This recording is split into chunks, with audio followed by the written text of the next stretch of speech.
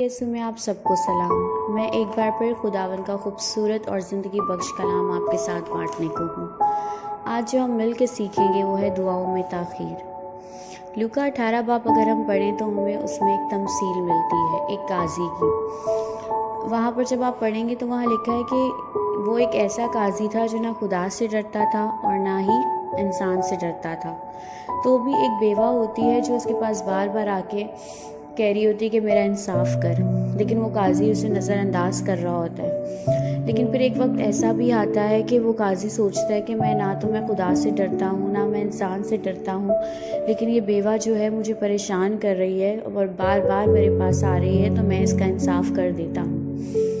तो ज़रा सोचें कि वो काजी जो था उसका उस बेवा से कोई ताल्लुक़ नहीं था और ना ही उसको उस बेवा की कोई फ़िक्र थी, लेकिन वो उसका इंसाफ सिर्फ इसलिए करना चाहता था कि वो ये सोच रहा था कि ये बार बार मेरे पास आ रही है और ये मुझे परेशान कर रही है। तो खुदा जो है वो हमसे बहुत ज़्यादा मोहब्बत करता है। जिस खुदा ने हमारे लिए अपने बेटे को कुर्बान करने के लिए, हमारी ज़िंदगी के लिए अपने बेटे को कुर्बान कर दिया, क्या वो ये दुनियावी चीज़ें हमसे दूर रखेगा? लेकिन जब हमारी दुआओं में ताख़ीर हो रही होती है तो हम परेशान हो जाते हैं। हम सोचते हैं कि शायद कोई खुदा नहीं है, खुदा हमारी दुआओं को सुन नहीं रहा, खुदा हमारे दुआओं पे कान नहीं लगा रहा। तो हम बदज़हन हो जाते हैं, हम नाउम्मीद हो जाते हैं, हम परेशान हो जाते हैं। लूका 18 बाब की 7 आयत अगर आप पढ़ें तो वहाँ लिखा है क्या खुदा अपने बरगज़ीदों का इंसाफ ना करेगा जो रात दिन उससे फरियाद करते हैं, और क्या वो उनके बारे में देर करेगा? बिल्कुल भी नहीं। खुदा हमारा सच्चा और बरहक है। वो आज और कल बल्कि अब तक यकसां है। ये हम ही हैं जो अपनी दुआएं ना पूरी होने पे परेशान हो जाते हैं। बाइबल में आपको बहुत सारी ऐसी एग्जाम्पल्स मिलेंगी जहाँ पर दुआएं फ़ौरन से सुनी गई। जब एलिया नबी दुआ करता है, कुर्बान गाह पे आग को मांगता है, तो उसी वक्त उसकी दुआ को सुना गया। जब एलिया कहता है कि बारिश नहीं होगी तो उसकी दुआ सुनी जाती है और बारिश नहीं होती, और जब वो दुआ करता है बारिश हो तो बारिश होती है। लेकिन ऐसी और बहुत सी जगहें मिलती हैं जहाँ पर लोगों की दुआओं में ताख़ीर हुई। अगर आप हन्ना की ज़िंदगी पर गौर करें तो हन्ना औलाद के लिए कितने अरसे तक खुदा से दुआ करती रही। लोग उसको बातें करते थे, वो परेशान हो जाती थी, खुदा के सामने रोती थी, गिड़गिड़ाती थी, लेकिन उसके बाद खुदा ने उसकी दुआ सुनी। और जब हन्ना को नवाजा गया, जब हमारी दुआओं में ताख़ीर होती है और हमें उसके बाद जो चीज़ें मिलती हैं वो आम चीज़ें नहीं होती, वो बहुत ख़ास चीज़ें होती हैं। हन्ना को जब औलाद से नवाजा गया तो उसका जो बेटा सैमुएल था वो कोई आम इंसान नहीं था, वो खुदा का चुना हुआ इंसान था। जब इब्राहिम की दुआ में ताख़ीर हुई, इब्राहिम को बहुत अरसे के बाद उसकी दुआ का जवाब मिला और उसको इसहाक मिला। तो इसहाक भी आप जानते हैं कि कोई वो आम लड़का नहीं था। उसमें फर्माबरदारी किस हद तक थी। जब खुदावन ने इब्राहिम से कहा कि तू अपने बेटे की कुर्बानी दे, तो इब्राहिम की फर्माबरदारी तो हमें नज़र आती है, लेकिन साथ ही इसहाक की फर्माबरदारी को भी आप नज़रअंदाज नहीं कर सकते। उसने एक दफ़ा भी अपने बाप से सवाल नहीं किया कि ऐ बाप तू मेरे साथ ये क्या कर रहा है। वो फ़ौरन से फर्माबरदारी के साथ उसने अपने साथ वो होने दिया जो उसका बाप कर रहा था। आज हम इस तरह के फर्माबरदार हैं अपने माँ बाप के लिए या अपने खुदावन के लिए। आज हम में फर्माबरदारी की बहुत कमी है, इसलिए हम शायद बहुत ज़्यादा परेशान भी हैं। अब बात अगर करी जाए कि हमारी दुआएं क्यों नहीं सुनी जाती या हमारी दुआओं में क्यों ताख़ीर होती है, तो इसके पीछे बहुत सारी वजूहात हैं। कभी ऐसा होता है कि हम वो चीज़ें मांग रहे होते हैं जो हमारे लिए ठीक नहीं होती। हम अपनी वक्ती खुशी को मद्देनज़र रखते हुए खुदा से वो चीज़ें मांग रहे होते हैं, लेकिन हमारा खुदावन जानता है कि हम उसके बच्चों के लिए क्या चीज़ अच्छी है और क्या चीज़ अच्छी नहीं है। कभी ऐसा होता है कि उन चीज़ों का भी वक्त नहीं होता, ठीक वक्त नहीं होता, इसलिए हमें वो चीज़ें मिल नहीं रही होती। हमारी शिफाएं कभी इस वजह से रुकती हैं कि हमें शिफा पाने का वक्त नहीं आया होता। कुछ चीज़ें हम पाना चाहते हैं लेकिन वो हम हासिल नहीं कर पा रहे होते क्योंकि ठीक वक्त नहीं होता अभी। और हमारा खुदा जानता है कि हमें किस वक्त किस चीज़ की ज़रूरत है। जैसे हम दुनियावी माँ बाप होते हुए अपने बच्चों की हर ज़रूरत को जानते हैं कि हमें उनको किस वक्त क्या चाहिए, उसी तरह हमारा खुदा भी जानता है कि मेरे बच्चों को किस वक्त किस तरह और कैसे किस चीज़ की ज़रूरत है। और हमारा खुदा हमारी तवक्कुआत से बढ़कर हमें नवाजता है। इफ्सियों 3 बाब और उसकी 20 आयत में लिखा है, अब जो ऐसा कादिर है कि इस कुदरत के मुआफिक जो हम में तासीर करती है हमारी दरख्वास्त और ख़याल से बहुत ज़्यादा काम कर सकता है। आप सोच भी नहीं सकते समटाइम खुदा आपको किस तरह से नवाजता है। लेकिन ज़रूरत क्या है कि ईमान पे कायम रहने की, कि जो दुआएं हम अपने खुदावन से मांग रहे हैं हमारा खुदावन वो देगा। आपने सिर्फ ये सोचना है कि जो यीशु आपके लिए सूली पर चढ़ गया, जिस यीशु ने आपके लिए 1 कम 40 कोड़े खाए, अपना कीमती लहू बहाया, बेइज्जती सही, वो क्या आपके ये दुनियावी चीज़ें ना देगा? इससे ज़्यादा आपसे कोई मोहब्बत नहीं कर सकता कि अपनी जान आपके लिए दे दे। तो उसके बाद आपको किस बात का शक है? आप किस बात पे परेशान हो कि आपको वो चीज़ें नहीं मिलेंगी?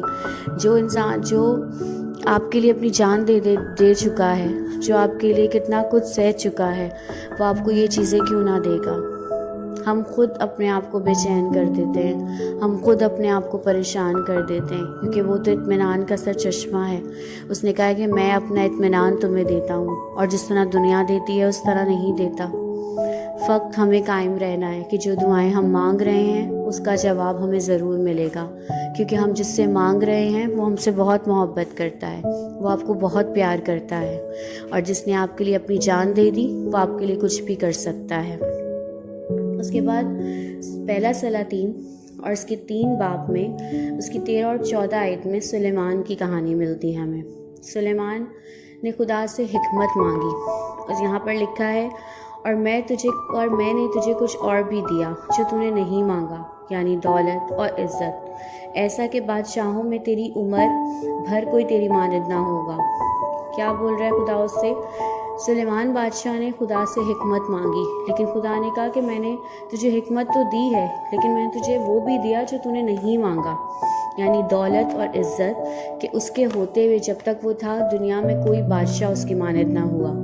और आगे 14 आयत में लिखा है, और अगर तू मेरी राहों पर चले और मेरे आइन और अहकाम को माने जैसे तेरे बाप दादा चलते रहे, तो मैं तेरी उम्र दराज करूँगा। अब खुदा आगे क्या बोल रहा है उसको, कि अगर तू मेरी राहों पर चलेगा और मेरे आइन पर अमल करेगा, मेरे कामों को मानेगा, तो मैं तेरी उम्र दराज करूँगा। आज के दौर में जो उम्र की दराजी है वो हम बहुत कम देखते हैं। आजकल हम देखते हैं कि लोग बहुत जल्दी इस दुनिया से जा रहे हैं, और कमी कहाँ पर है? खुदा ने वादा किया कि अगर तू मेरे हुक्मों को मानेगा तो मैं तेरी उम्र को दराज करूँगा। आज हम नौजवान होते हुए दुनिया के पीछे, दुनिया की ख्वाहिशों में ऐसे गुम हैं कि हमें नहीं पता कि हमारा इस दुनिया में आने का मकसद क्या था, हम क्यों इस दुनिया में आए थे, हमने क्या करना था इस दुनिया में आके।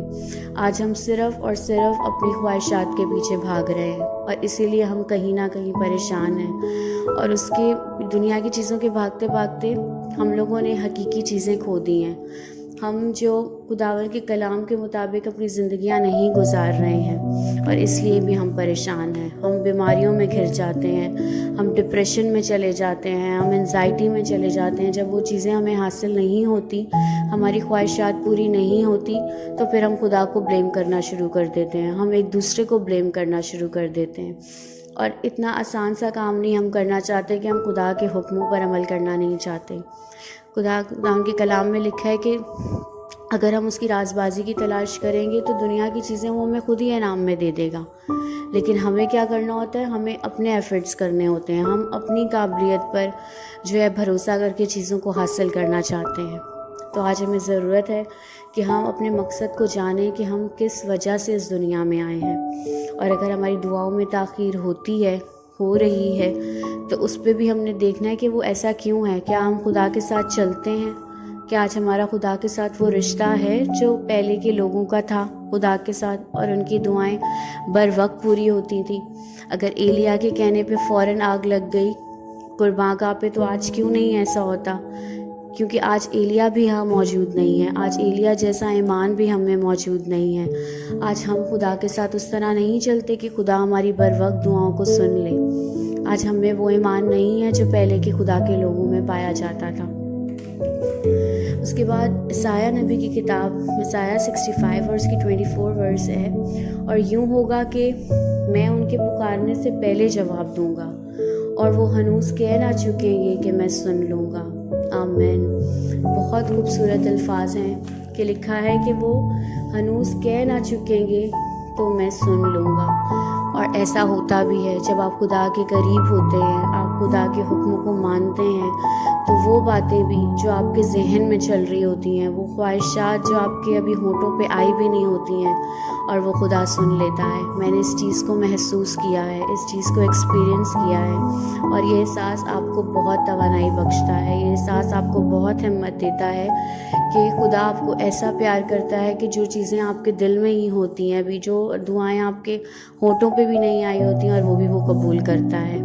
बस ज़रूरत है तो हमें उसके कलाम पे अमल करने की, उसके हुक्मों को मानने की, उसके कलाम पे तवज्जो करने की। और अगर दुआएं रुक रही हैं, अगर दुआओं में ताख़ीर हो रही है, तो हमने परेशान नहीं होना, हमने ईमान नहीं छोड़ना, क्योंकि हमारा खुदा, हम अपना बेहतर चाहते हैं, लेकिन हमारा खुदा हमारे लिए बेहतरीन चाहता है।